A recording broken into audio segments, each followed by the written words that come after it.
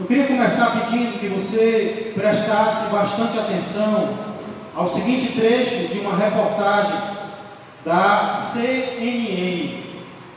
Essa reportagem, o assunto dela é pessoas que estão ficando ricas ou pobres durante a pandemia.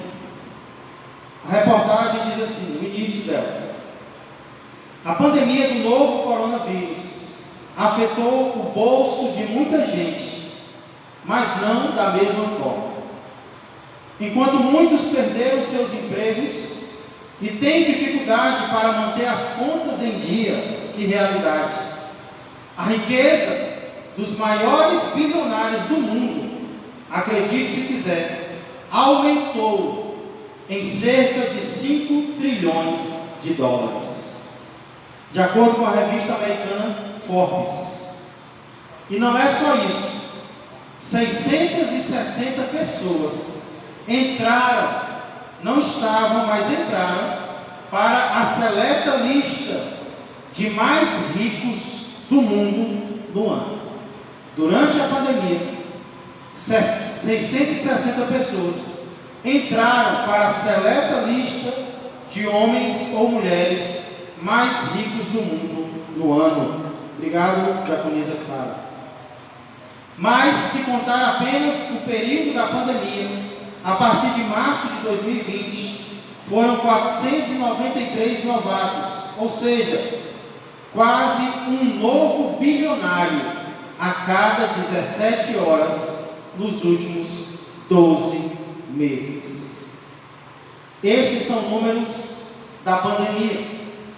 E pelo que nós podemos ver nessa reportagem, o resumo que eu estou fazendo dela, enquanto algumas pessoas estão se tornando ou estão ficando mais pobres durante a pandemia, os ricos estão ficando mais ricos.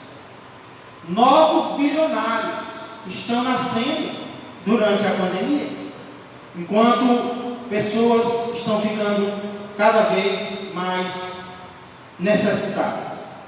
E a pergunta que eu faço, baseado nisso, é: e você? O que é que você está ficando nessa pandemia? Você está ficando mais pobre ou você está ficando mais rico? Nessa noite eu quero meditar com vocês sobre diferentes tipos de pobreza e diferentes tipos de riqueza. Por isso a pergunta: se você está ficando mais pobre ou mais rico?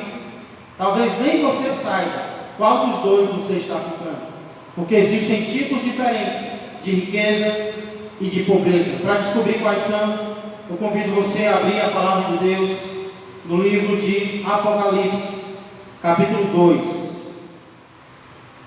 Apocalipse, capítulo 2. Domingo passado nós iniciamos uma série de meditações na segunda carta de Jesus às igrejas do Apocalipse. A carta de Jesus à igreja em Esmirna, que fica nos versos 8 a 11. Nós vamos nos deter apenas nesta carta, se assim Deus quiser. E domingo passado, na mensagem anterior, nós meditamos no verso 8, que nos traz as duas primeiras informações da carta, que são elas: a quem a carta é enviada e por quem a carta é enviada. A quem a carta é enviada, nós vimos que ela é enviada ao anjo da igreja em Esmirna, uma igreja que ficava em uma cidade próspera, uma cidade bonita, porém profundamente idólatra. Muitos templos dedicados a deuses existiam naquela cidade, e a igreja estava ali naquela cidade idólatra. Então é ao anjo da igreja em Esmirna que essa segunda carta é enviada. E nós vimos também por quem ela é enviada. E as 7 cartas sempre são enviadas pelo Senhor Jesus. Porém, ele sempre se apresenta também de uma maneira diferente, de acordo com a necessidade da igreja. Então nós vimos que Jesus se apresenta usando 2 pares. Primeiro, ele se apresenta como sendo o primeiro e o último, como nós cantamos hoje, o alfa e o ômega. Por quê? Porque ele quer ser o nosso tudo. Ele quer ser o primeiro, Ele quer estar antes de todos. Ele quer ser a fonte de tudo na nossa vida. Mas Ele também quer ser o ômega. Ele quer ser o alvo. Ele quer ser o propósito para tudo na nossa vida. E no verso 8 também Ele se apresenta como aquele que esteve morto por amor a nós, mas mediante o seu poder tornou a viver. Nós adoramos um Deus que morreu, porém não está morto. Deus não está morto. Deus está vivo pelos séculos dos séculos. Amém? Nós adoramos um Deus vivo. Agora hoje nós vamos meditar no verso de número 9. Apenas neste versículo hoje eu não quero me deter, eu quero ser bem breve. Então vamos ler o verso de número 9. Apocalipse 2 e 9. Que diz assim: palavras de Jesus ainda à igreja. Conheço a tua tribulação, a tua pobreza, mas tu és rico. E a blasfêmia dos que a si mesmos se declaram judeus e não são, sendo antes sinagoga de Satanás. Próximo domingo, se Deus quiser, vamos meditar no verso 10, que fala sobre medo. Mas hoje apenas no verso 9. Oremos mais uma vez. Pai amado e Pai querido, eu sempre agradeço ao Senhor por esta palavra, porque eu creio, Senhor, que assim como ela tem servido como meu alimento, ela também serve como alimento a todos aqueles que a ela derem ouvidos. Pai, nós precisamos ser fortalecidos no Senhor e na força do Teu poder. Então agora tem misericórdia de nós. Senhor, confronta-nos se for preciso e conforta-nos também, pois estamos precisando. Ajuda cada um de nós, Senhor, com Teu amor, mas também, Senhor, com a Tua disciplina, se assim for necessário, pois tudo isso eu peço e agradeço, em nome de Jesus Cristo. Amém e amém. Glória a Deus. Irmãos, Jesus inicia o verso 9 com as palavras: conheço a tua tribulação. Conheço a tua tribulação. Interessante, praticamente em todas as 7 cartas, Jesus usa essa expressão: conheço. Eu sei, eu conheço você, eu sei algo sobre você. Às vezes é algo negativo, às vezes é algo positivo. Na carta anterior, na carta à igreja, em Éfeso, que é a primeira, Jesus diz: conheço as tuas obras. Já aqui na segunda carta ele diz: conheço a tua tribulação. Isso só confirma o que eu disse na primeira mensagem. Porque eu senti o desejo de falar sobre a carta à igreja em Esmirna? Porque a igreja em Esmirna era uma igreja sofredora, era uma igreja atribulada, era uma igreja que estava passando por tribulações, como nós também estamos, em meio a esse momento de pandemia. Nós também estamos sendo atribulados. Então eu creio que muita coisa que Jesus falou àquela igreja, Ele quer falar à nossa igreja também. Então primeiro Jesus diz, na carta anterior: conheço as tuas obras. E aqui ele diz: conheço a tua tribulação. Olha que coisa linda, irmãos. Jesus conhece, Jesus sabe o que nós fazemos por Ele. Jesus sabe quando você se levanta para fazer algo. Jesus sabe o que você tem feito a favor dele. Mas Ele também sabe o que nós temos sofrido por causa dele. Sabe, às vezes nós dizemos assim: só Deus sabe o que eu estou passando. E às vezes a gente diz com tristeza, né? Só Deus sabe o que eu estou passando. Mas não deveria ser com tristeza, deveria ser com alegria. Porque pode ninguém saber o que você está passando, mas tem alguém que sabe. Ele diz para você: eu conheço o teu sofrimento, eu conheço a tua dor, eu conheço a tua tribulação. Pode ser que ninguém mais saiba, ninguém mais conheça, mas o Deus da igreja, o dono da igreja, sabe o que cada ovelha dele está enfrentando em qualquer área da vida. É Ele quem está dizendo: saiba, saiba. É por isso que nós devemos nos fortalecer. É por isso que nós não devemos desistir. É porque tem alguém que entende exatamente o que nós estamos passando, seja a área que for. Ele não está dizendo isso para nos enganar, não. É porque Ele realmente sabe. Eu conheço a tua tribulação. Então se alegra. Se alegra porque tem alguém que conhece pelo que você está passando. Ele conhece a tua dor. Ele conhece as tuas lágrimas. A palavra tribulação que Jesus usa aqui no grego é a palavra flipsis. Essa palavra era muito usada antigamente, cadê as mulheres? Para retratar a dor de uma mulher que estava dando à luz. Quando a mulher estava dando à luz e ela gritava de dor, a palavra que era usada era essa: tribulação. Essa mulher está atribulada. Essa mulher está passando por uma tribulação, né? É quase que um homem sente quando está com febre, né? Uma mulher dando à luz é quase a mesma coisa. É claro que não é, né? A febre do homem é mais dolorosa. Mas essa palavra, flipsis, ela era usada para isso. E ela era usada também para coisas feias, irmãos. Piores do que uma mulher dando à luz.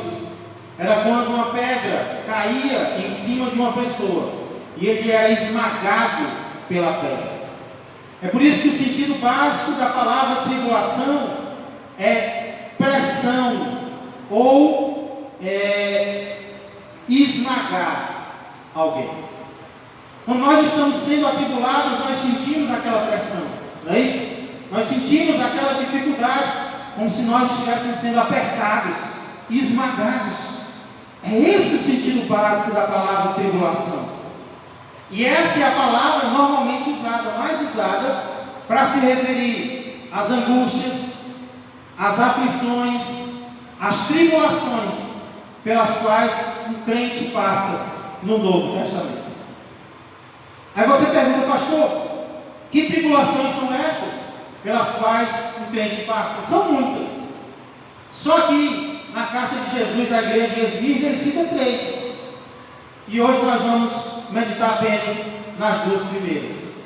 Próximo domingo, se Deus quiser, na terceira tribulação pela qual um crente pode passar.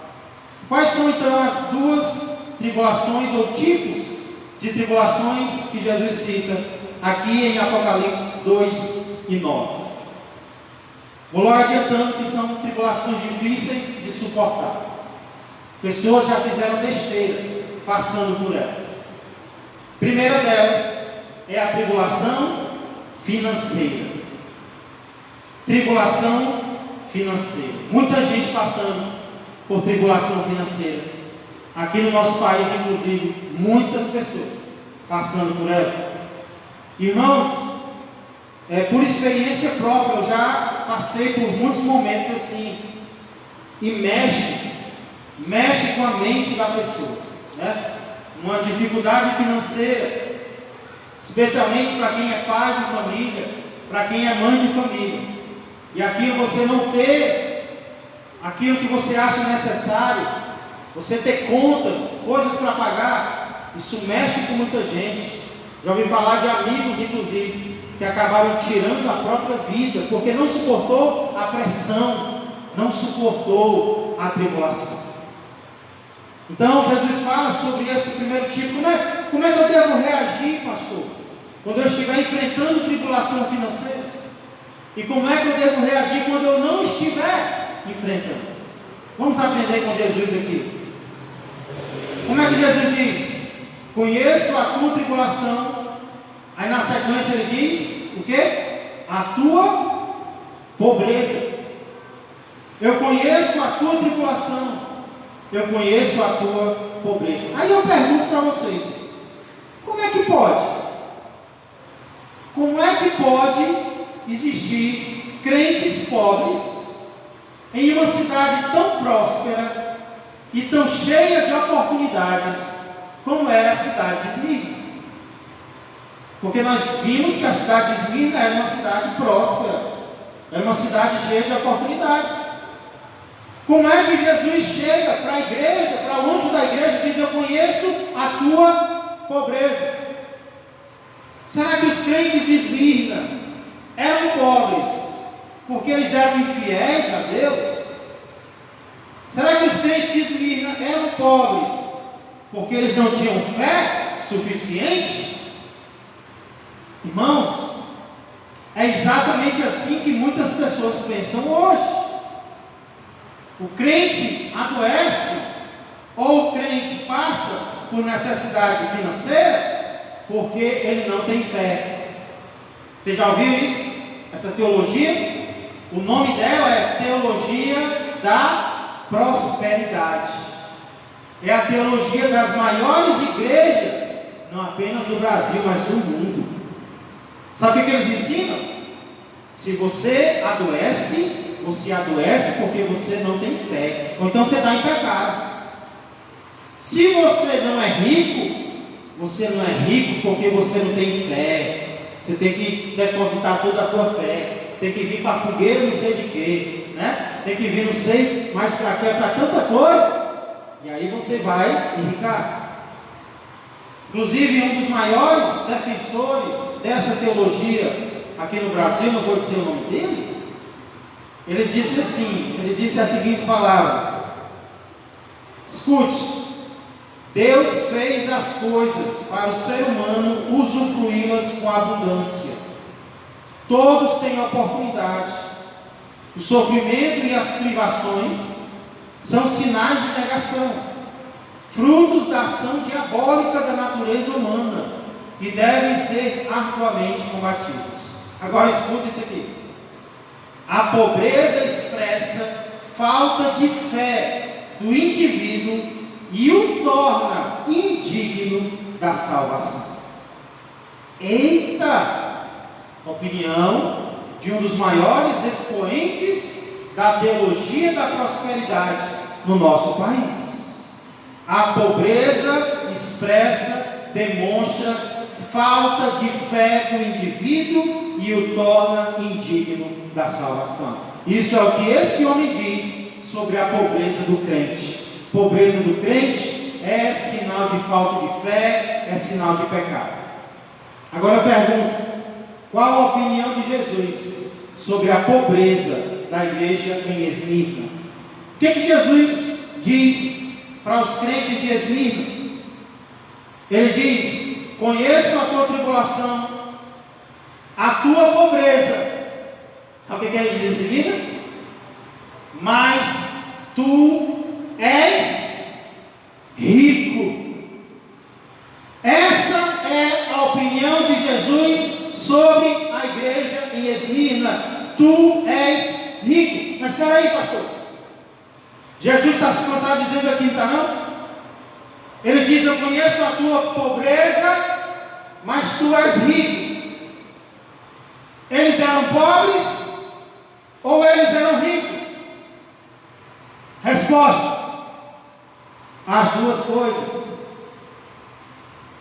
Eles eram pobres financeiramente, economicamente, porém, ao mesmo tempo, eles eram ricos espiritualmente aos olhos de Jesus Cristo. Ou como nós gostamos de dizer hoje em dia, nós somos ricos da graça de Deus. Tiago, ele cita esse tipo de crente lá no capítulo 2, e versículo 5. Tiago 2 e 5. Olha o que ele diz. Olha que linguagem bela, irmãos. Tiago 2 e 5 diz: ouvi, meus amados irmãos, não escolheu Deus os que para o mundo são pobres. Para quê?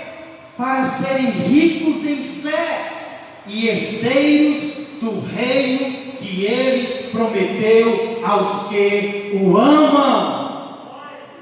Deus escolheu as coisas loucas do mundo, como diz o apóstolo Paulo, e aqui Tiago diz: Deus escolheu os que são pobres para o mundo, para serem ricos em fé. Pobres e ricos ao mesmo tempo. Isso é o contrário, irmãos. Isso é o oposto do que Jesus vai dizer para o anjo de outra igreja. Ao anjo da igreja de Laodiceia, que é a última carta, no capítulo 3, verso 17, olha como é o contrário do que Jesus diz.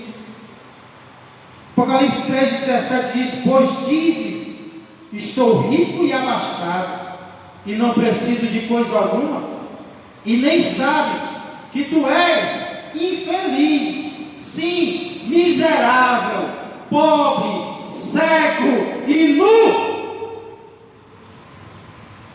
Ao anjo de uma igreja ele diz: eu conheço a tua pobreza, mas a tua pobreza é só material, é só para as pessoas, porque para mim você é rico. Já para o anjo de outra igreja ele diz: você se acha rico, mas para mim você é pobre, miserável, cego e nu. Então nós vemos aqui que existem dois tipos de pobreza e existem dois tipos de riqueza. Pastor, então por quê? Se eles eram ricos aos olhos de Deus, por que eles eram pobres economicamente? Se não era por causa de pecado, por que era então? Porque eles eram pobres, não eram ricos como os outros da sua época. Irmão, Jesus não diz o motivo, mas eu acredito que a razão é justamente pelo fato deles serem fiéis a Deus. Não era pecado porque Jesus os elogia, não é porque eles eram infiéis. Eu creio que era justamente o contrário. Eles eram pobres justamente porque eles queriam ser fiéis a Deus. Não é possível que em alguns empregos eles não fossem aceitos, porque os empregadores não queriam crentes, os empregadores não queriam pessoas honestas trabalhando com eles. Então as portas se fecharam. Ou talvez alguém até oferecia um emprego duvidoso e eles, por serem fiéis a Deus, diziam: eu não quero, eu não vou aceitar ganhar dinheiro sendo infiel ao meu Deus. Ou talvez uma outra possibilidade, Hebreus vai dizer que os crentes antigos tinham os seus bens retirados, eles tinham os seus bens saqueados. Então talvez eles até tinham dinheiro, mas quando se converteram eles foram perseguidos, e as pessoas vieram e saquearam o que eles tinham. O que eu sei é que, independente do motivo, a pobreza, a tribulação financeira deles era real, como também pode ser real para mim e para você, mesmo sendo crentes sinceros. Nós podemos passar por tribulações financeiras. A pergunta é: estamos dispostos a permanecer com Jesus, mesmo não tendo o que antes nós tínhamos? Estamos dispostos a permanecer com Jesus, mesmo se para isso tivermos que perder o emprego, tivermos que perder o veículo, a bicicleta, a moto, o carro? É algo a se pensar. Essa, portanto, é a primeira tribulação que Jesus cita aqui, que é a tribulação financeira. Mas nós vamos ver uma segunda.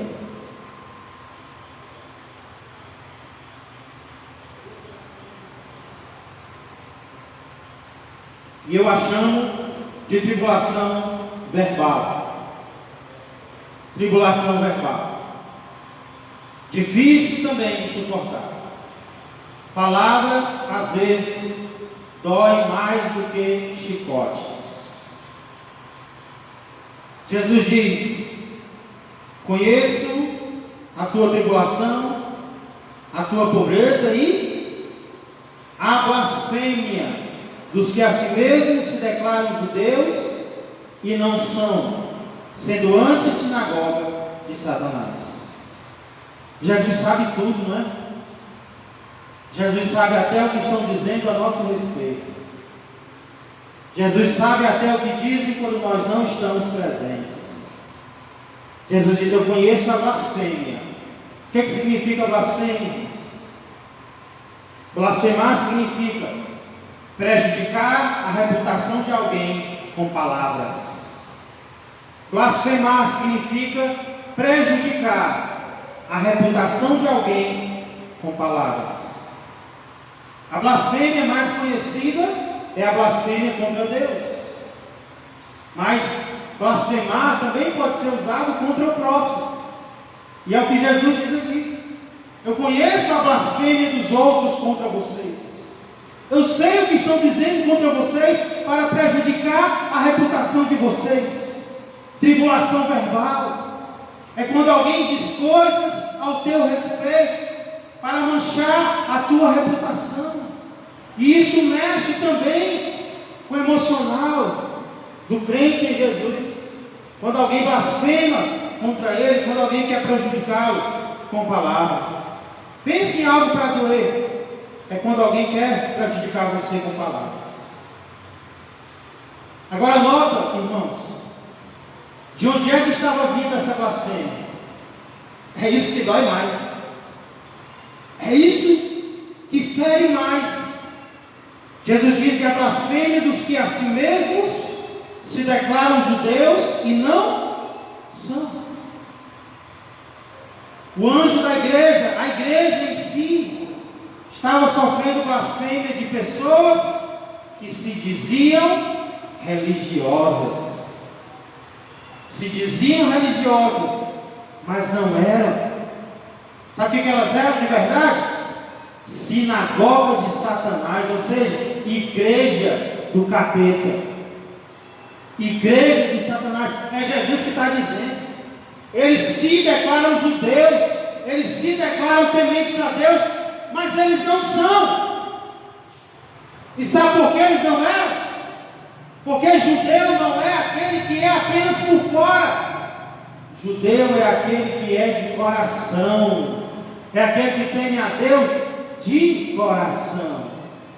Então muitas vezes, não se admire, o crente sincero, não perfeito, porque perfeito só Jesus, mas o crente sincero vai sofrer blasfêmia, é de pessoas que andam com a Bíblia mesmo, é de pessoas que estão dizendo que temem a Deus mesmo, é de pessoas que se dizem religiosas mesmo, mas apenas se dizem, porque não são.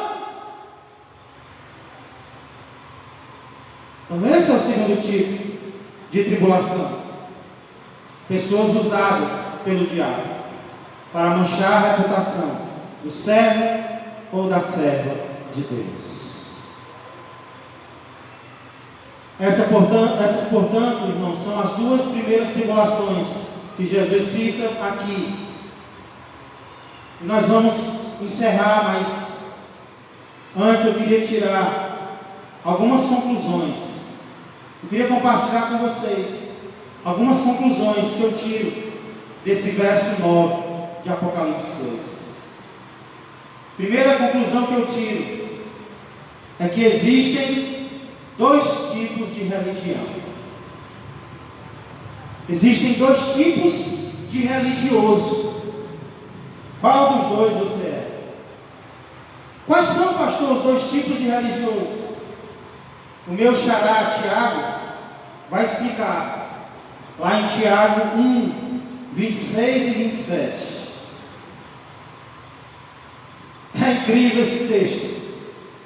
Tiago 1, 26 e 27. Vai dizer quais são os dois tipos de religioso.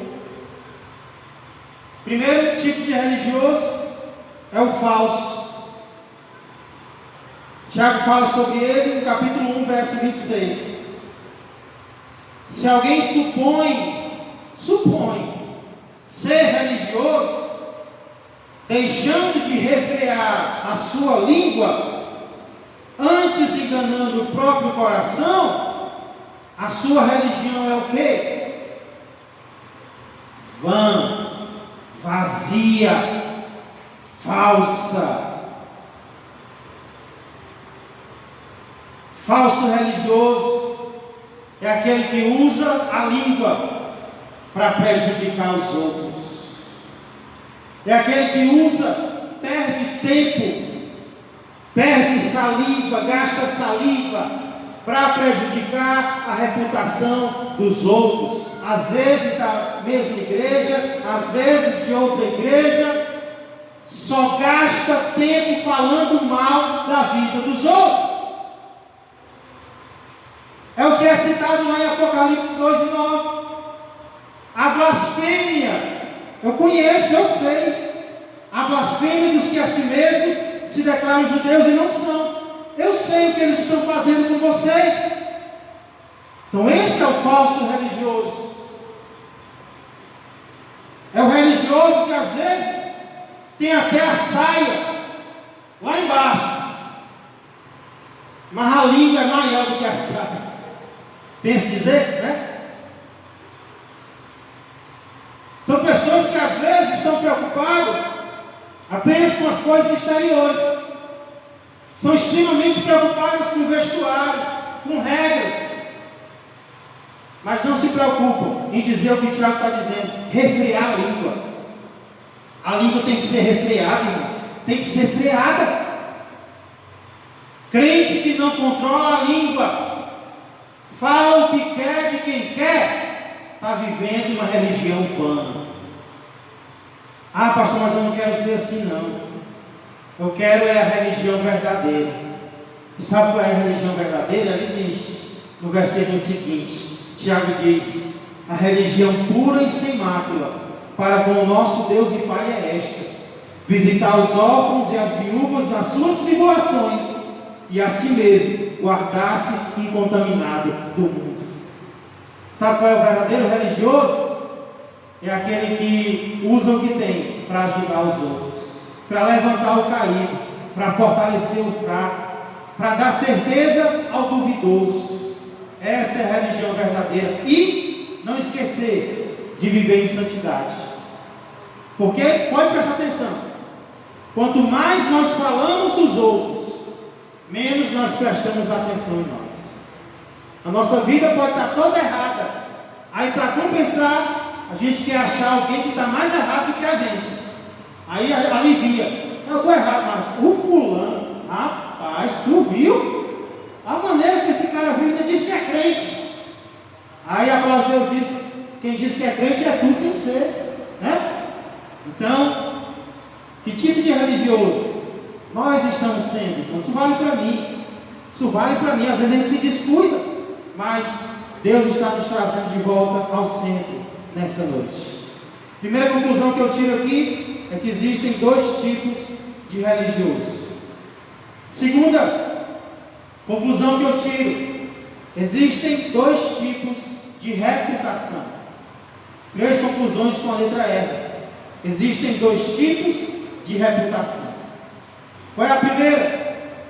O primeiro tipo de reputação é aquela que nós temos diante dos homens. É como os homens nos veem, é como as pessoas nos enxergam, é o que elas pensam sobre nós. Aí tem sempre aquele debate: devo ou não devo me preocupar com o que as pessoas pensam sobre mim? Resposta: sim, eu devo me preocupar, porque é o meu testemunho diante das pessoas. Porém, essa não deve ser a minha maior preocupação.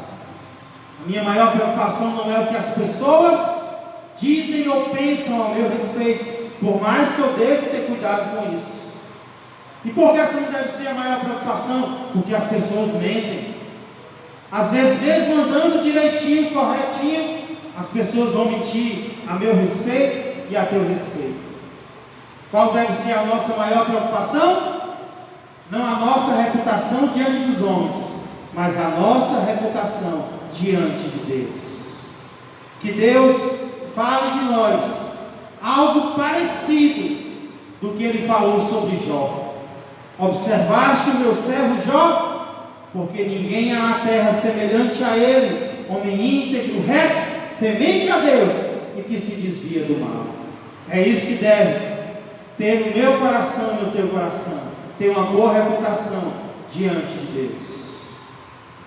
Para concluir, eu vejo aqui, eu aprendo aqui, que existem dois tipos de riqueza. Para mim, essa é a lição principal, irmãos. Existem dois tipos de riqueza. Saiba, ter dinheiro não é tudo. Eu não estou dizendo que ter dinheiro não é nada. O dinheiro tem a sua serventia. Mas ter dinheiro não é tudo. Eu sei que o dinheiro, a falta dele, mexe com o nosso psicológico, com o nosso coração. Mas lembra, aqui em Apocalipse 2:9, Jesus fala a pessoas que naquele momento não tinham dinheiro, mas mesmo assim eram ricas diante de Jesus. Que a nossa maior preocupação não seja o material, não seja o financeiro, mas sermos ricos em fé, sermos ricos em esperança, sermos ricos em graça diante do Senhor. Eu fiz uma pergunta no início e agora eu quero repetir. O que estamos nos tornando nesta pandemia? Espiritualmente falando, estamos nos tornando mais ricos ou estamos nos tornando mais pobres? Eu quero me tornar mais rico espiritualmente na presença do Senhor. O que mais importa não vai ser como a gente vai sair da pandemia materialmente, não. O que mais importa é como nós vamos sair da pandemia espiritualmente. Isso vai depender da nossa oração para os nossos lares, da nossa meditação na palavra, no nosso congregar, seja em casa, seja no templo, nas respostas que estamos dando às tentações. Tudo isso vai fazer com que fiquemos mais ricos na presença do Senhor. Concluindo, hoje nós vimos duas tribulações que os crentes de Esmirna estavam enfrentando por amor a Jesus: tribulação financeira e tribulação verbal. E nós? Quais tribulações nós estamos enfrentando ou estamos dispostos a enfrentar por amor a Jesus? Ele enfrentou tudo por nós. Estejamos dispostos a enfrentar tudo por Ele.